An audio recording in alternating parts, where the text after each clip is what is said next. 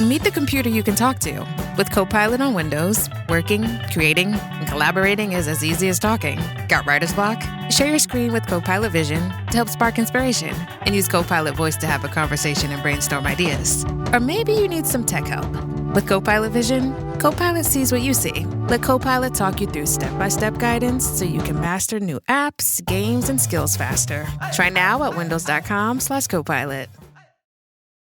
Running a business comes with a lot of what-ifs. But luckily, there's a simple answer to them. Shopify.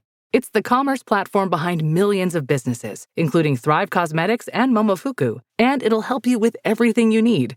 From website design and marketing to boosting sales and expanding operations, Shopify can get the job done and make your dream a reality. Turn those what-ifs into...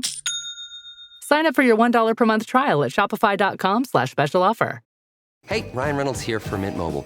One of the perks about having 4 kids that you know about is actually getting a direct line to the big man up north. Mm-hmm. And this year, he wants you to know the best gift that you can give someone is the gift of Mint Mobile's unlimited wireless for $15 a month. Now, you don't even need to wrap it. Give it a try at mintmobile.com/switch. Upfront payment of $45 for 3-month plan equivalent to $15 per month required. New customer offer for first 3 months only. Speed slow after 35 gigabytes if network's busy. Taxes and fees extra. See mintmobile.com. What are the limits of self-defense in Canada? It's the type of story that pops up every time someone's charged with defending their own home. Hello, I'm Brian Lilley, and welcome to the Full Comment Podcast. This is a best-of episode from the 2025 season. We had a lot of great episodes in 2025, and I want to thank you, the listener, for being part of this, for supporting us throughout the year, and look forward to, well, another great season in 2026. Now, back to the issue of self-defense. We revisited this again after a man in Peterborough, Ontario, was charged with assault for fending off an intruder into his own home who came in with a crossbow. That led to calls for castle laws to be enacted in Ontario, well, across Canada. But Ontario Premier Doug Ford was one to call for them. Well, do we actually need to change castle laws or self-defense laws in Canada? Solomon Friedman is a longtime criminal defense lawyer and someone who says, no, we don't need to change the laws at all. We just need to honor and respect the ones already on the books and maybe change a few rules about how they're applied. This is our conversation. The right to self-defense, is that something that we even have in Canada? It's become a big debate of late after a couple of high-profile cases and after some comments by a chief of police. Hello, I'm Brian Lilley, and welcome to the Full Comment Podcast, and today we're going to delve into this issue. You may have heard of the story of a man in Lindsay who defended himself with a kitchen knife after an intruder broke in with a crossbow. And you've most definitely heard of the case of a man in Vaughan, Ontario, shot and killed by home invaders after putting a gun to his 4-year-old daughter's head. These are trying stories. They are difficult to listen to. They are difficult to deal with. But they have brought on a discussion about self-defense and whether that even exists in Canada. Some people would claim that's American. We don't have it. They would be wrong. But unfortunately, many people in high positions tend to help feed into that idea, including York Region Police Chief Jim McSween, who had these comments to say last week. As it stands, we know the best defense for most people is to comply. As you've just heard, a number of safety recommendations will allow for those that are victimizing members in the community to leave and not harm anyone. So what is the reality? What is the truth? What does the law actually say? For this, I turn to an old friend, Solomon Friedman. He is a partner at Friedman Mansour Law. He is a law professor at the University of Ottawa, criminal defense lawyer, and an expert in self-defense. Here is our conversation. So, Solomon, when you heard Chief Jim McSween make those comments about be a good witness, about go hide in a bathroom somewhere, what did you think? I mean, my view is, yeah, for some people that is the right answer, but that is not the only answer, and it's not the answer for everyone. And to me, it just felt like it was the head of police saying, we're not really interested in people defending themselves. We're willing to let criminals do what they want to do. Yeah, what struck me first and foremost was that it was terrible legal advice. Okay. Not so much that it was bad life advice. In other words, if someone is in that, and it's a horrifying scenario, we need to understand that, right? Because this has both, legal, but very much real life implications. It's a horrifying scenario. Your home gets invaded, usually in the middle of the night. You've got strangers who are armed and making demands if they're not there just to do harm. But the legal response is not necessarily the same as the practical response. And what really irked me listening to that, I'm obviously listening to it through lawyers' ears, which is there was no discussion about what is legal and what is not legal. So instead, you have the chief of police of one of the largest police services in the country essentially giving life advice. But when it comes from the chief of police, people think that it's legal advice. And the number of calls or texts that I got, whether it's from professional colleagues or friends or family, saying, "Is that right? Is that the law? Is the law that I have to comply with a home intruder, an invader?" And I say, of course, that's not the law. So that's number one, is that it's bad legal advice. What he said is not the law. So my take on it was that this was not just a response to the shooting death of Abdul Alim Faruqi in his home in Vaughan. This is the man who was shot during a home invasion while the thugs, apparently had a gun to his 4-year-old daughter's head. I mean, what father is not going to react viscerally in that? We don't know how he reacted, but we do know that in the end, the thugs killed him and left. But my thought was, he is also responding to the ongoing debate in Canada related to the incident in Lindsay, Ontario, where a guy breaks into someone else's home with a crossbow, and the man whose home it is defends himself with a kitchen knife and is therefore charged with aggravated assault with a weapon. He was trying to justify that, in my view, is, and you've dealt with this in a lot of cases. So listeners that don't know you might be saying, well, he's a criminal defense lawyer. He just defends these thugs. You've defended a lot of people on issues like this of defending themselves and then being charged. The idea that you cannot defend yourself is foreign, but cops and prosecutors do not like Canadians defending themselves. Yeah, I'm thinking back now. I represented an individual going on about 10 or 12 years ago. It was a father and a son. Okay, their home was invaded. They come onto the sort of the scene of this individual who was totally hopped up on drugs. The father tries to confront him. He gets the father in a headlock and he is choking him out. And the son, who was a young man, got a knife and obviously in an effort to do nothing more than save his father's life, stabbed this man to death. Okay? They were arrested by police. They were held. And ultimately, and maybe there was some reasonably good lawyering involved as well. It was a drawn out process, but the police made the decision not to lay charges. Okay, what they did was absolutely legal, and in fact, if we go back to the practical advice side, it was the right thing to do if this young man was going to save his father's life. So, self-defense is absolutely legal in Canada. It is a full defense to a charge up to and including murder. In fact, it is so serious of a defense that once the individual establishes that that defense is even remotely possible, to use some legal terms here, air of reality, that it has an air of reality, the Crown has to prove beyond a reasonable doubt that self-defense was not legally engaged here. The trouble is, though, with the police, that the police, and I'm seeing this more and more in my practice, they often take a charge first and ask questions later perspective, sort of saying, look, maybe it's self-defense, maybe it's not, let the court sort it out. And in some ways, by the way, for the people who are charged, even though many of them are acquitted, the process is the punishment in of itself, which then has the effect of deterring others from defending themselves. For someone who is charged, how long does that process take, this punishment that you're talking about? It's years, isn't it? Yeah, I mean, I'll give you, if it's a murder case that can only be tried in the Superior Court, the time limit that the Supreme Court set from charge to trial is 30 months. It's 2.5 years. That's the limit. So it takes years to move through the system. And by the way, during those years, let's remember, you have been publicly identified and branded as a criminal by the police and in the media.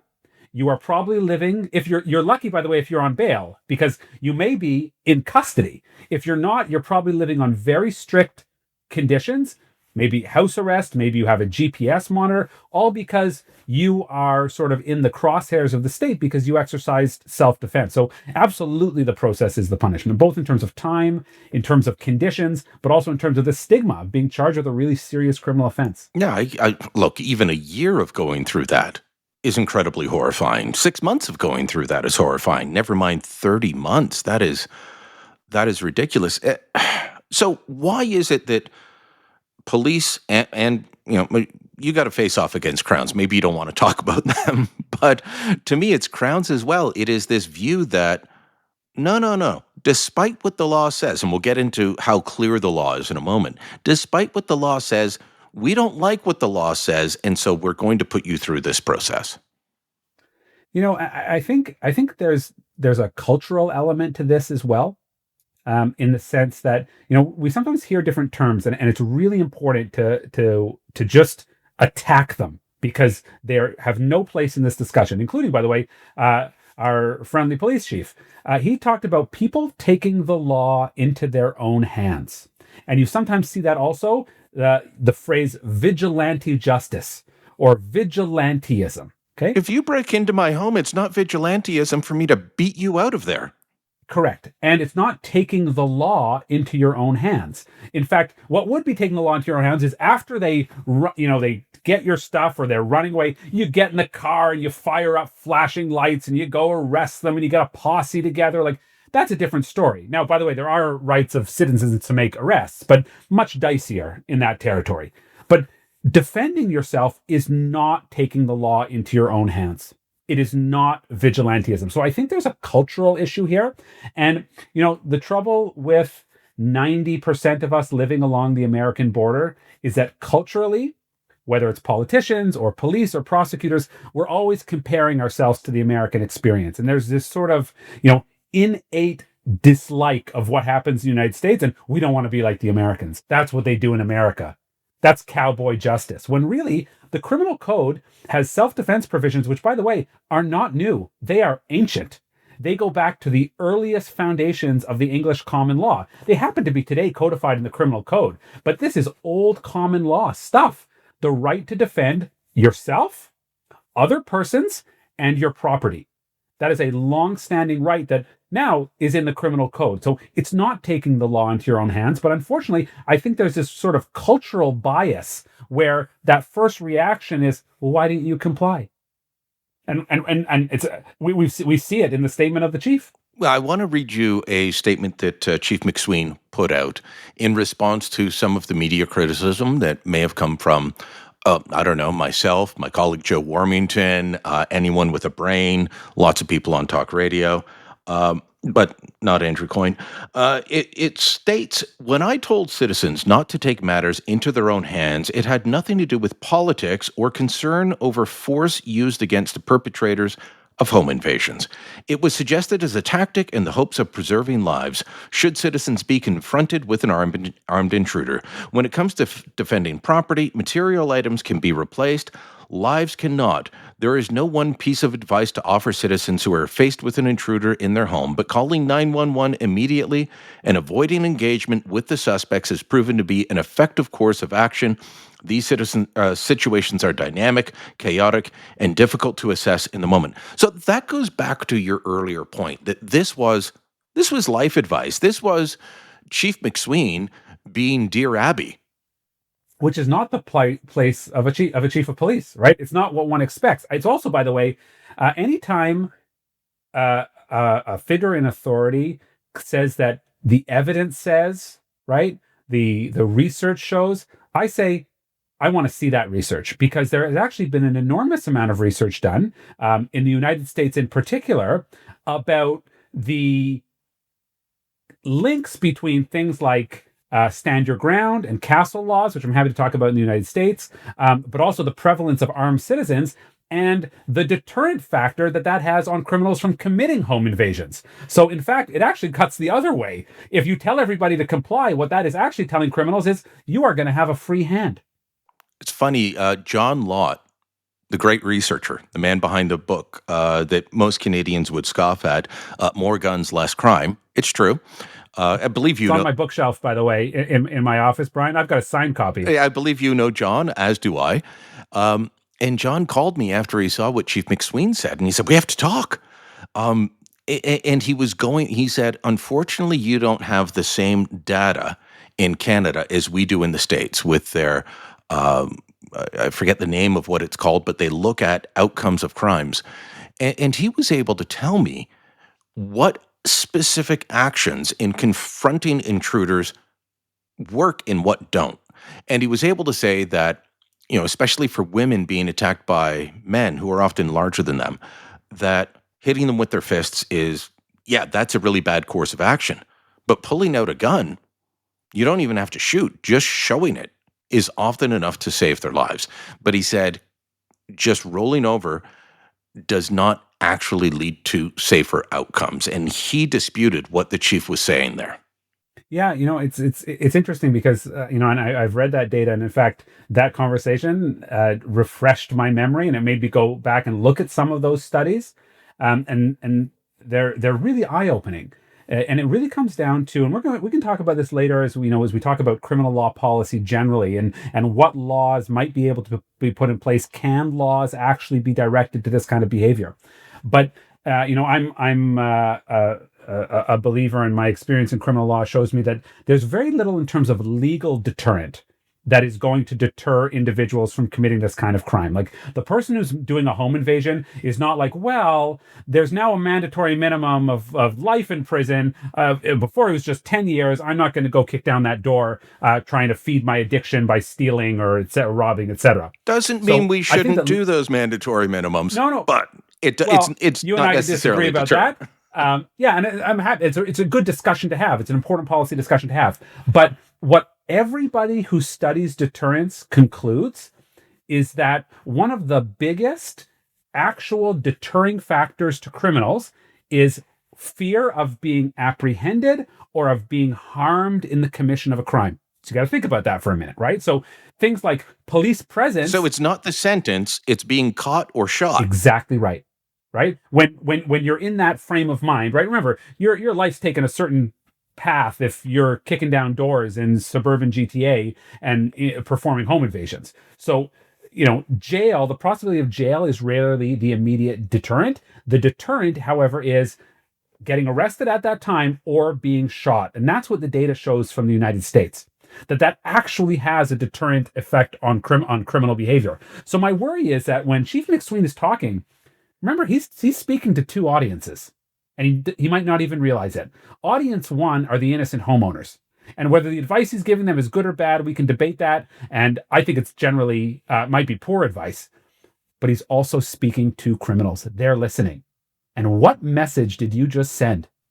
Exactly. When you kick that door down, it's going to be easy peasy for you.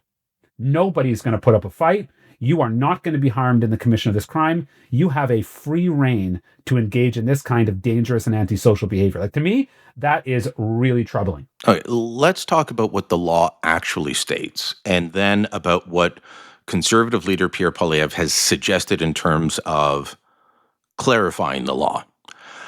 I hear people say, well, we need castle law in Canada. And my response to them is, no, we don't. We have it. Am I wrong?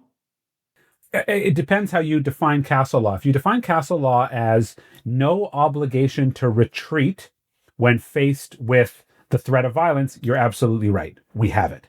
Okay? What castle law in some jurisdictions means, and I think it is, I think it would be helpful in Canada, would be that if you commit a violent offense against an uninvited visitor into your home, the presumption is that you are acting in self-defense, unless the Crown can then rebut that presumption. In other words, self-defense gets put on the table automatically. That's what happens in some other states. So just there is no one version of castle law, but I agree with you that if we're talking about no duty to retreat, you don't have any duty to retreat. Okay, so let's talk about you said it was ancient, comes from the common law. Yeah. Explain what it actually means and is required right now, because too many Canadians, Andrew Coyne, believe that any self-defense is too American. You alluded to that earlier. This is not reality, and never has been.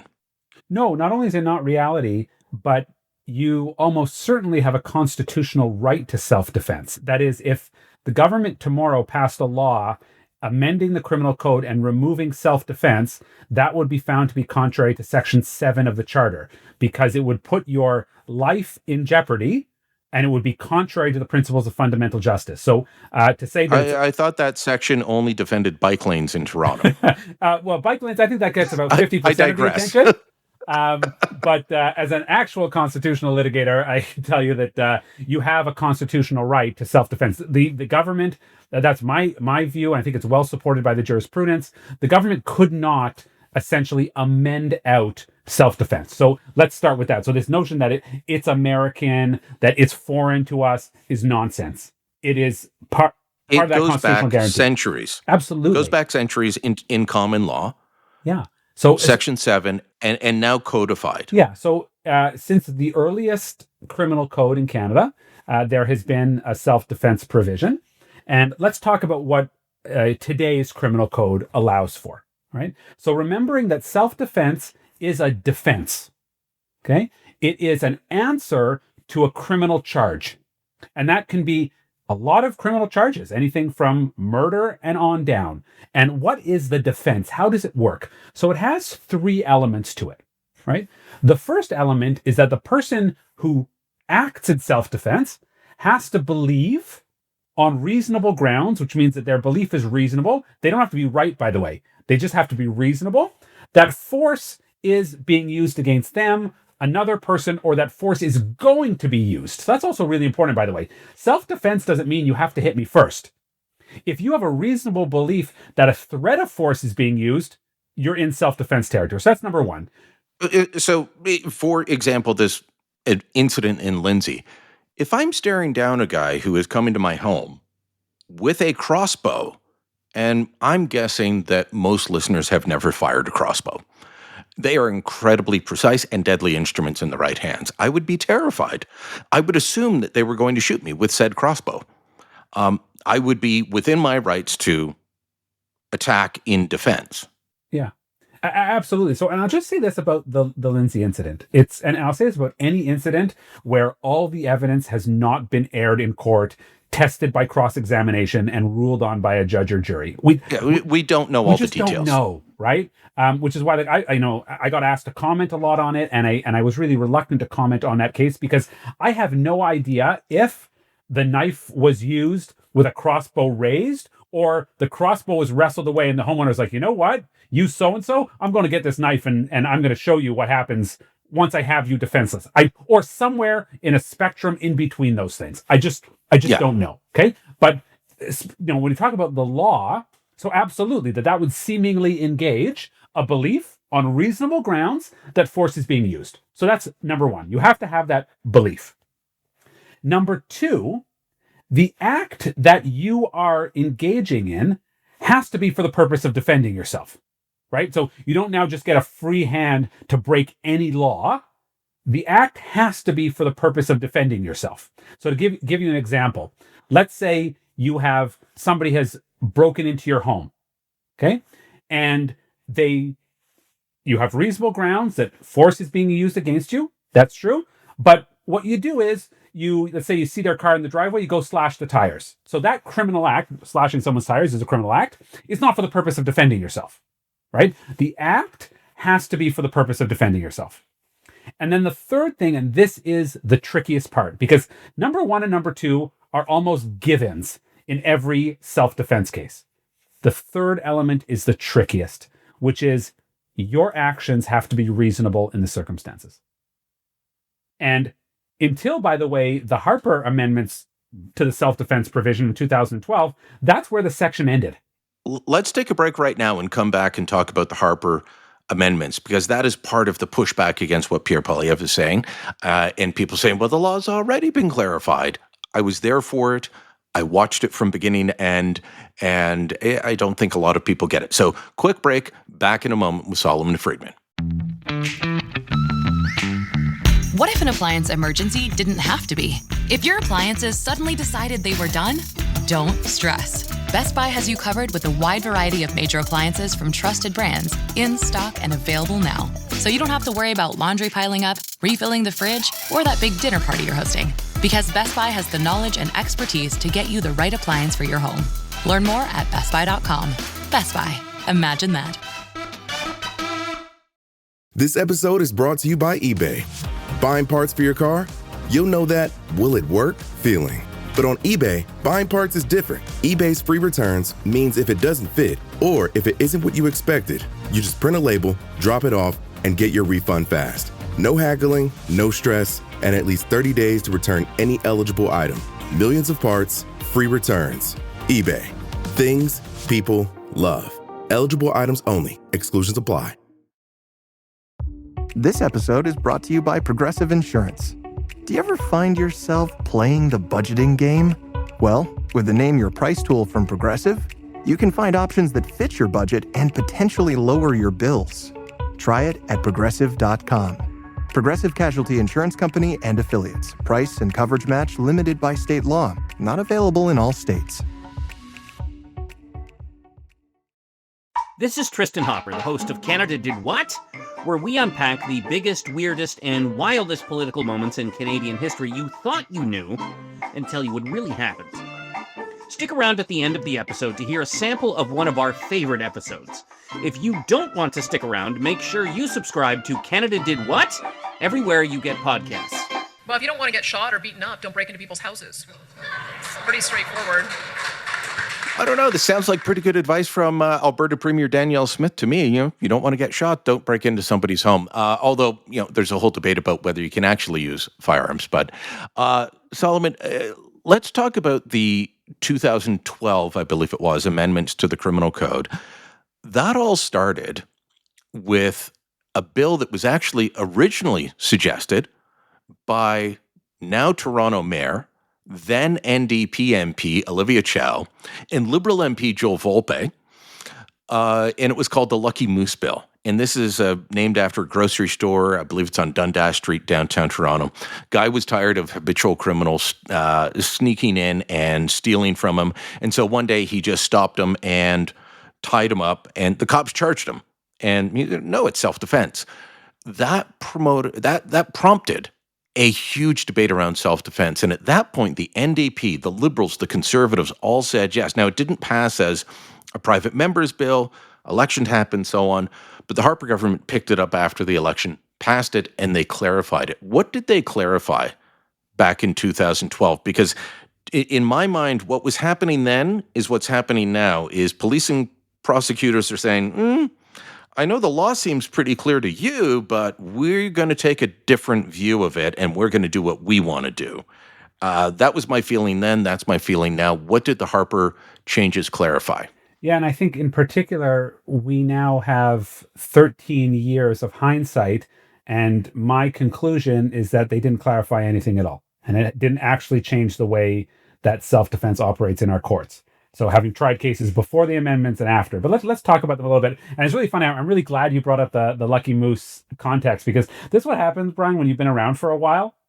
You realize you remember things. You remember things, and you realize there is nothing new under the sun, and this is no exception to that. So that was David Chen. David Chen was the shopkeeper, the proprietor of Lucky Moose, and it galvanized. You have a better memory than me. I just remember, I think, Brian, to be perfectly honest, I think that I have appeared on a show of yours, 13, 14 years ago, and we've talked about this. Yes. I got a feeling that happened. So, and that led to this sort of uproar, and the same discussion we're having now, which is, are police charging people appropriately? Are prosecutors prosecuting? Are people being wrongly convicted? So this is what happened. All right. And we'll come back to exactly where we left off before the break, which is the third element of the self-defense analysis was the act that was committed reasonable in the circumstances? And prior to 2012, like so much of our law, by the way, the details and the explanation was left to the common law, which means it was developed through case law. Judges would apply that. They would say, well, this is reasonable, this isn't reasonable. Some of those judges would get overturned by the Court of Appeal. Maybe that would get overturned by the Supreme Court. And over generations, the law gets clarified that way. All right. And judges in their decisions would say, how do you know an act is reasonable? Well, you look at this factor. You look at this factor. How big were the people? What were their weapons used? What was the threat of violence? All this sort of thing. Okay. Yeah. So, if a 7-year-old comes into my home with a knife and I shoot them, that's not reasonable. Correct. And different if a man comes in, without a knife, if a guy's just banging on the front door, if they're inside the home, or for example, if it's somebody who you know to be extremely violent, right? You're right. There's all of these things factor in. So what this amendment did basically was they got some law student or parliamentary intern to go search the case law to find all of the factors that judges have previously considered in assessing the reasonableness of an act, and they just listed them in the criminal code. That's it. That is actually what was done. So for me as a lawyer, someone who understands how the common law works, it wasn't necessary in the first place. The trouble is police often didn't know about them. Maybe some crowns weren't familiar with all of them, but they existed in the law. Nothing new happened in that provision. All of the factors were ones that were already recognized in the case law. And instead now... But it should have informed pre-charge.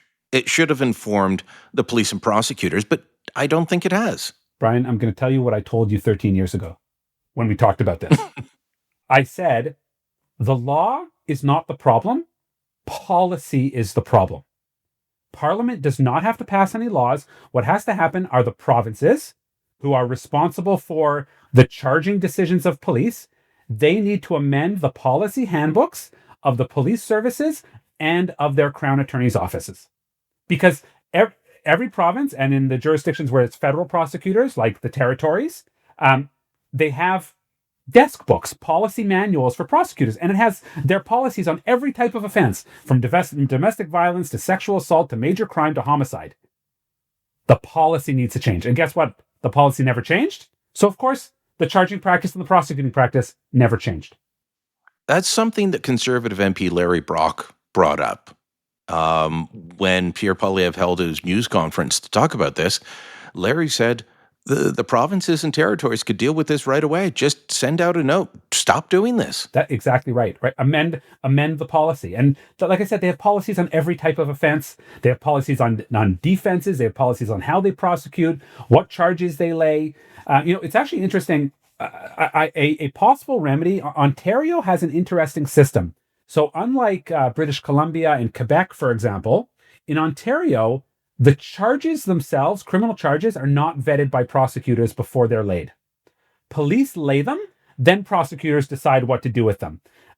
There's a pretty good argument that in Quebec and British Columbia, where prosecutors actually have to approve the charge before it gets laid in court, you end up with a much more legally consistent and legally accurate charge form. That the charges themselves tend to comply to the law to a much greater degree. So that's something, by the way, that's been called for in Ontario. But policy is what drives all of this, not the law. Okay, a couple of things. One, I'm not opposed to the law being clarified once again. And I say that just as someone who watches bill after bill get passed that is nothing but a clarification of bills previously passed. So the argument that, it was done in 2012, so we never need to touch it again, that doesn't wash with me. And if they want to clarify it, that's good. But that's been a lot of the knocks against Poilievre's. But I understand what you're saying, and I think, there should be a push on that. And, the next time Premier Ford brings this up, I may raise this issue and say, well, it is up to you.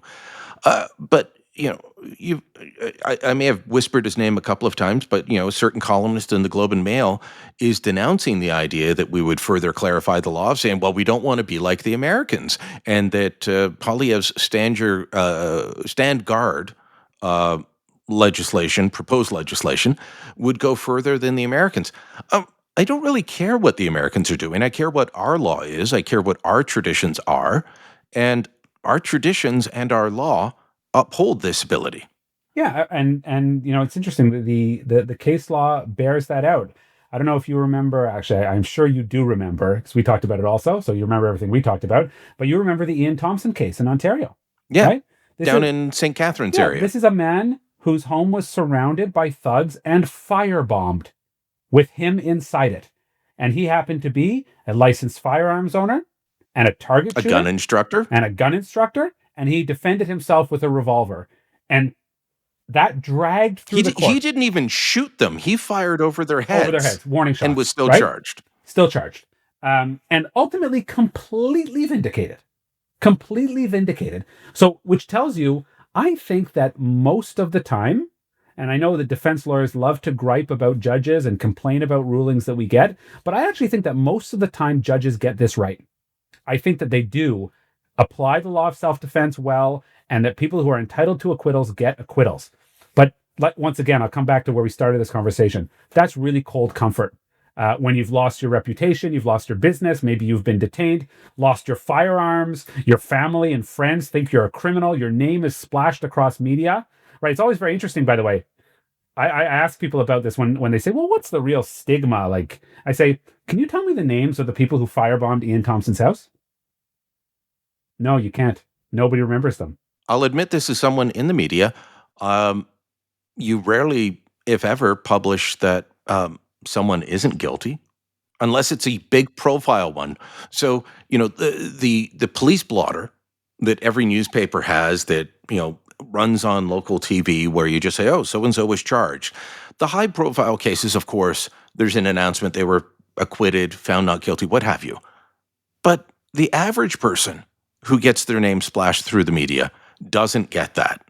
And that is a travesty. That's on my industry. And I'll say it's also on, by the way, on defense. The defense lawyers play a role in this too. As a matter of practice, if there has been a story that my client was charged and the media, for whatever reason, didn't follow the acquittal, I go back and contact every journalist who wrote a story and ask that they either update the original story or write a new story. And the media is quite responsible when it's brought to their attention. But the trouble is, it's often not brought to their attention. Yes, just often we don't know. There are so many criminal courts going on. I want to spend the last few minutes that we've got talking about political response to this. And Prime Minister Mark Carney on Friday did talk about updating the criminal code. And he said a few things that surprised me, because the Trudeau Liberals brought in a bail reform package back in 2019 that was a disaster. It followed the same philosophical pattern as places like New York State and other progressive jurisdictions. And I just want to point out that New York State and other progressive jurisdictions in the United States saw the same horrific results as we did, with repeat violent offenders going through a revolving door.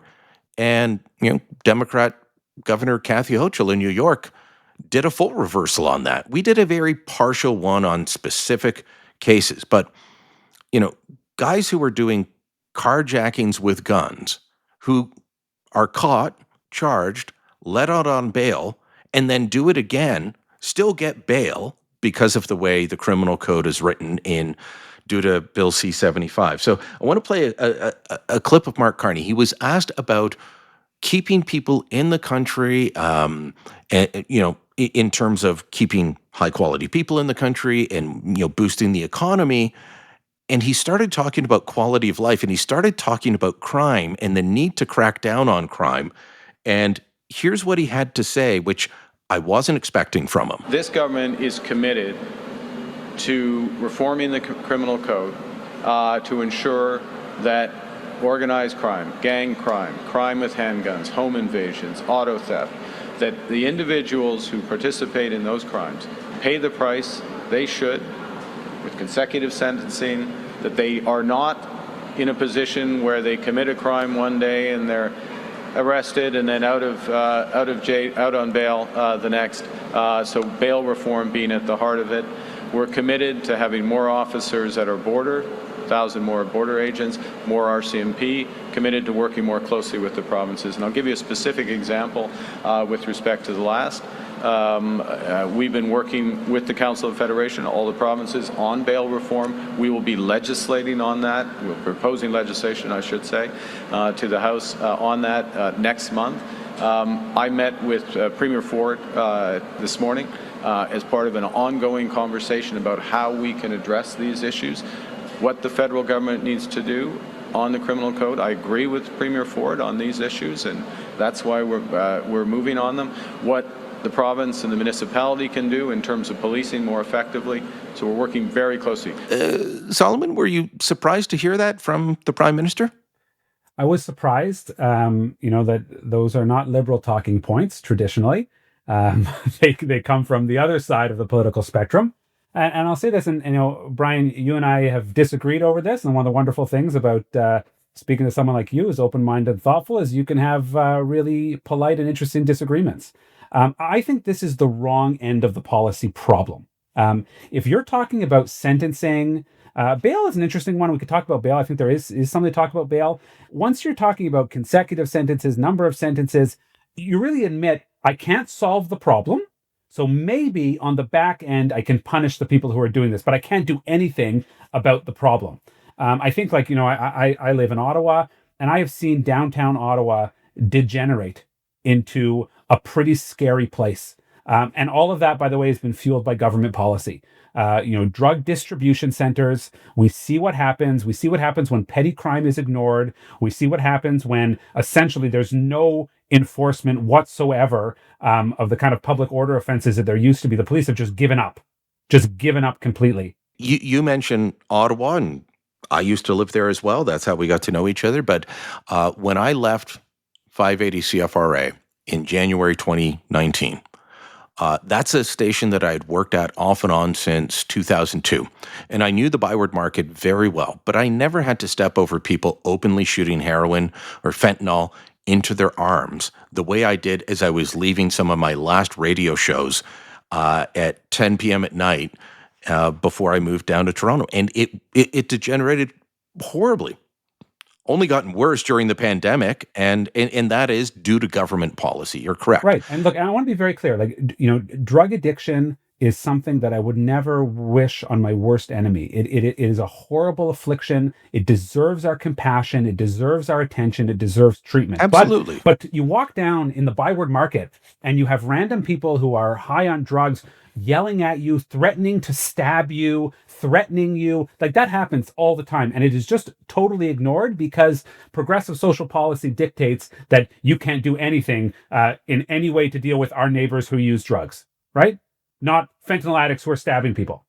Before I left, the police had been instructed just to ignore open drug use and problems around it if it was anywhere near the safe injection sites and the like. And by the way, this is a tourist area, an economic engine for our nation's capital that is steps from Parliament Hill. But so what is your philosophical issue with consecutive sentences, though? So my understanding of the research is that increasing sentences has no deterrent effect on criminal behavior. So once again, if you want to get to the root of the issue and say, how can we stop people from doing this? Sentencing does nothing to deter criminal behavior. So philosophically, that's it. So really what you're it's sort of at the end of the day, you're saying that doesn't mean there's no power in it. It's important, number one, that people who are a danger to the public be kept away from the public. That's a pretty good reason to have prison. What I would say on the other side, and I may be a libertarian when it comes to firearms. But I do have this soft, maybe we'll call it little progressive side to me. And that is what I would like to have in the world that I live in is a world where people who go into prison come out better than they went in. That is actually what would make the public safer. Right. And that's well, to do that, you'd have to have things like drug treatment programs and therapy and spend a lot of money instead of handing out needles, which is what people are advocating for, or in some instances happening. Well, and I'd say this, by the way, I think I'm not an expert on the penitentiary system. I know a little bit from my work as a criminal defense lawyer, but it's a university for criminals, Brian.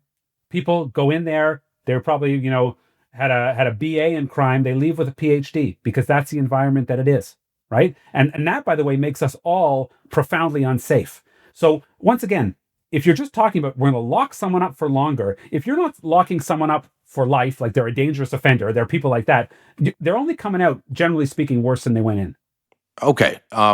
Look, we've got a court system that has struck down a bunch of mandatory minimums. I don't think that we ever had really harsh mandatory minimums in this country, but we've had some struck down for like your third offense on a gun crime, you're going to get 3 years. I don't think that's a horrible idea. But our courts strike them down using what they consider reasonable hypotheticals. I think that's absolute garbage. I think that we do need to have some mandatory minimums. I don't believe in 3 strikes and you're out and we're locking you up for life. That goes too far and doesn't have any effect. Is there any effect in terms of denunciation and keeping dangerous people out of general society? Yeah, and those are really important sentencing principles. So, one of the things that can also be done, and this is an important one, is to give judges other tools that they can use when it comes to community supervision, when it comes to probation. One of the problems is that when people get out often, they have very limited support and supervision, right? Because you have to remember, and I say this to people, and it's hard for people to hear, particularly for conservatives, which is 99% of people who go into jail are going to come out.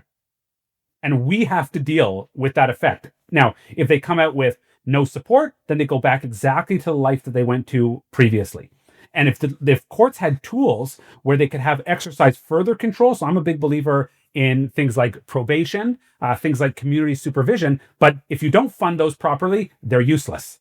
And if you don't give judges actual tools that have teeth, where you can be on probation for longer periods of time. So, when I started practicing, that length was 2 years, now 3 years. I think that they should have longer supervision orders, right? Where they have real mandatory, very challenging things, whether it's drug testing, whether it's, unannounced visits. But to do that, you got to pay money for these probation officers, police officers to be enforcing that. So I think that just saying, oh, we're going to give you a consecutive sentence, and we have consecutive sentences, by the way, in the criminal code for criminal organization offenses, for terrorism offenses, for other kinds of offenses, there are consecutive sentences. But the violent crime problem in this country just keeps getting worse. So I would advocate for doing, not just doing the same thing, but trying something different.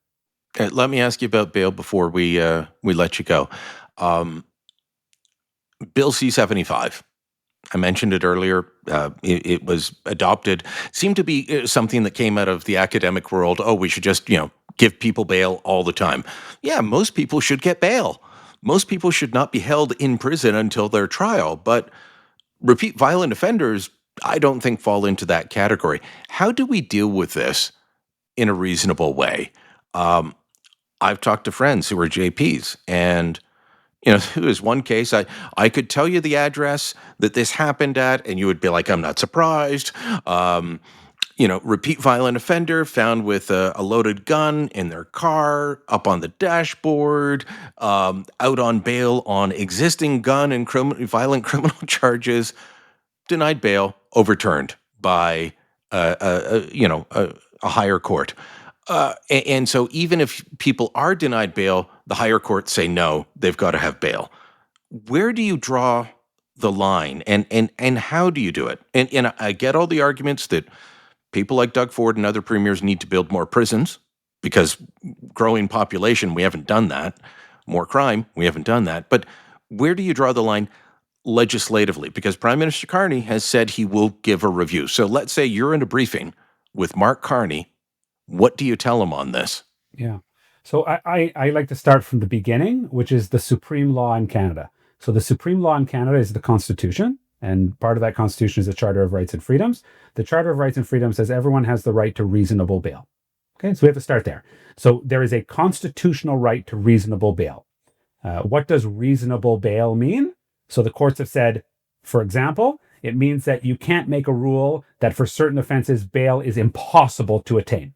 Okay, so there's no offense that you can say it's impossible that you get bail. So you might want to ask yourself, well, why is this? That's fair. Yeah, well, but what is this reasonable bail all about? And you hit the nail on the head, which is if we really believe in the presumption of innocence, like really believe in it, not pay lip service to it, then if someone's presumed innocent, then in most cases, they are not going to be detained before the state has an opportunity to prove that they're guilty. So I actually see, and I'm not avoiding the question directly. I'm saying that there are other elements to this solution. So one of the problems comes back to the first thing we talked about. What did we talk about? We said how trial in the Superior Court, the Supreme Court set a limit for 30 months. Okay, if trials only took 4 months to get to, 3 months to get to, you know that in California, you can be charged with any offense under the sun. You got a right to trial within 90 days. In 90 days, the state has to be ready to go and prove their case against you. All of a sudden, by the way, the bail dynamic shifts because the downside is not somebody sitting in detention for a year or 2 years or 3 years, right? So that's a big problem, that we have a massive backlog, which means we have to free people because, A, we don't have the resources to hold them. So you're talking about resources. The provincial detention centers are bursting at the seams. So practically speaking, we actually can't really detain more people than we're detaining. Now, there's 100% an issue where individuals who are charged with very serious violent offenses get out on bail for those and then commit other serious violent offenses. That is without a doubt a problem. And we see it happening, right? What I worry about, though, and by the way, this is what's going to happen. I can tell you, and you can have me back on 6 months from now, and you'll say you're right. There's going to be a review. There's going to be a lot of discussion. And if there's anything passed, it will be symbolic and meaningless. That is what's going to happen out of Prime Minister Carney's review, right? Because legally, there are restrictions to what you can do to limit people's access to bail. Because you have people who are innocent who get charged with offenses, sometimes even serious offenses, and you can't have those people detained pre-trial. My view is, I'll come again to the same thing I said when it comes to sentencing. There are alternatives to detaining people pre-trial, but they are really expensive and they require resources, right? A number of jurisdictions in the United States, they have real bail supervision programs, right? So the trouble is bail, if it's just bail and you get out, you don't have a lot of supervision. So there's some GPS monitoring in Canada, but the police do not have the resources to monitor alleged offenders who are on bail. And notice I said alleged offenders because they are only alleged offenders. But once again, those are things that cost money. My worry is every time the criminal code gets amended, and it gets amended over and over again. I have in my office, I have criminal codes from the 50s. I got a good library. Yeah, every once in a while you get a really old offense and it's good to go pull out the annotated criminal code from the 50s. Every year the criminal code gets thicker and thicker and thicker because governments love adding to it. Because the criminal code doesn't cost any money to amend. Now, it has huge costs, financial and social downstream, but it doesn't cost any money. When the real solutions, from what we started talking about this, whether it's addressing drug addiction, or how about actually addressing mental illness in our community, right? The prevalence of individuals who have untreated mental illness, and nobody wants to go anywhere near that because it's expensive and resource intensive. It costs money to do those things. It costs money to have actual programming in jail, as opposed to just warehousing human beings. It costs money to supervise people when they're out, after they've completed a sentence. It costs money to supervise people when they're on bail. So the government always does the easy thing. Let's just pass another law. Let's make another mandatory minimum. Let's make another consecutive sentence. And in my view, those are Band-Aid solutions, and they don't get at the root of the issues. You're taking me to one of my views of the phrase that I hate hearing from politicians all the time. Some horrific event happens and they say, we need to make sure this can never happen again. Well, in those types of circumstances, there's nothing that they can do to make sure those things don't happen again. What you're talking about is there are things that they can do, but they don't want to do them and they don't want to fund them. That's exactly it. And if we keep going down that circle, so the don't want to do them is an interesting one, because the don't want to do them is they're politically unpopular, particularly where they have these progressive views that certain subjects are untouchable. Like, just so you know, when you say safe injection site, and you can say that to any criminal lawyer, we are a small L liberal bunch. We believe in freedom. We believe in liberty. But you talk about safe injection sites, they're handing out drugs to people. Those people, the research clearly shows they are selling those drugs and buying more powerful drugs. Who are they selling the drugs to? Who are they selling the Dilaudid to? They're selling it to kids who don't qualify for these programs. They're selling it to teenagers, high school students. The research in BC is outrageous. And then they're buying fentanyl. So that's what we've done, basically. In the name of what? Progressivism and compassion? That's not compassion. That's abject cruelty. And it has all these terrible downstream effects when it comes to violent crime. It's so once again, the hard to do means maybe we have to challenge some of these previously untouchable political third rails. I don't know how they got that way, by the way. They weren't that way when I started practicing law. And that just makes me feel old. But now that this is received truth, it's nonsense, and it results in an unsafe community, and it's something that we should take on, and we should elect politicians who are brave enough to take it on. Unfortunately, that does not seem to be the pattern we've been following the past decade. All right, Solomon, whether it's having you back on the podcast or not, I will check back with you 6 months after Prime Minister Carney's review and changes to bail have come in, and unfortunately, I fear you will be right. Thanks so much for the time. My pleasure. Thanks for having me. Full Comment is a post-media podcast. My name's Brian Lilley, your host. Kevin Libin is the executive producer of this program. This episode was produced by Andre Proulx. Theme music by Bryce Hall. Please make sure that you hit subscribe on whatever platform you listen to us on, and share this on social media. Help us out, leave us a review, and tell your friends about us. Thanks for listening. Until next time, I'm Brian Lilley.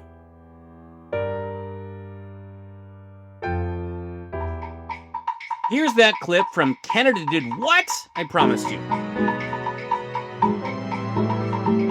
So, although abortion was sort of accessible, it really wasn't. But then 1988 rolls around. And what's the law on abortion then? Suddenly, there wasn't one. Literally no restrictions existed in 1988. Abortion went from heavily restricted to completely unrestricted almost overnight. There was no referendum on this. There wasn't even an act of parliament. This whole thing is due to a somewhat surprise decision out of the Supreme Court of Canada. And it came about in large part because of one man, a Canadian doctor who had been relentless about running illegal abortion clinics since the 1960s and was determined to overturn the laws prohibiting the practice. Along the way, he endured multiple arrests, constant raids, a jail term, a firebombing of his clinic, an attack by a fanatic wielding garden shears, the approbation of virtually his entire profession, and frequent death threats. If you want to hear the rest of the story, make sure you subscribe to Canada Did What? Everywhere you get your podcasts.